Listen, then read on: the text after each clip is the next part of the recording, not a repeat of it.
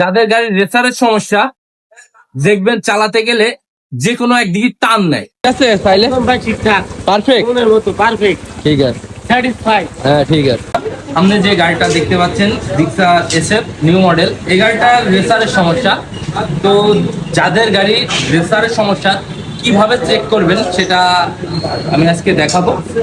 তো এই যে এই গাড়িটা ডবল স্ট্যান্ড দেওয়া আছে, তো আপনারা ডবল স্ট্যান্ডটা দিয়ে নেবেন, ঠিক আছে? নিয়ে এই যে এটা চেক করবেন এইভাবে। দেখেন এই গাড়ির রেসারের কি অবস্থা, দেখেন সচ্ছে না, ঠিক আছে? আর যদি রেসারের যদি সমস্যা না থাকে তাহলে এইভাবে ছেড়ে দেবেন, গাড়িটা এইভাবে চলে যাবে আপনার হ্যান্ডেলটা, ঠিক আছে? আর এই গাড়ির রেসারের কি অবস্থা দেখেন। আর একটা জিনিস, যাদের গাড়ির রেসারের সমস্যা দেখবেন চালাতে গেলে যে কোনো একদিকে টান নেয়, যে কোনো একদিকে টান নেয়, গাড়িটা চাইলে মজা পাওয়া যায় না। তো আমি এই গাড়ির রেসারটা লাগাই দেবো। এই যে দেখতে পাচ্ছেন অরিজিনাল রেসার, এটা আছে 750 টাকা নিয়েছে।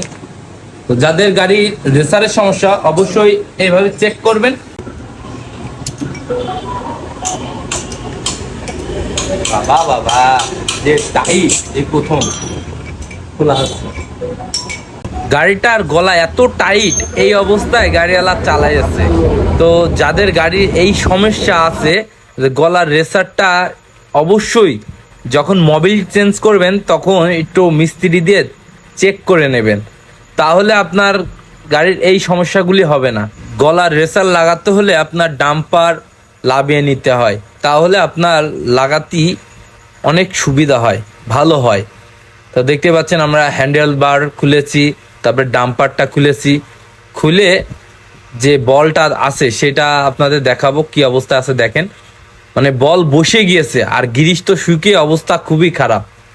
হ্যাঁ, তো আমরা সুন্দর করে গ্রিস দিয়ে বল বসিয়ে সুন্দর করে লাগানোর চেষ্টা করছি। আর ভিডিওটা দেখতে থাকুন, আশা করি ভালো লাগবে।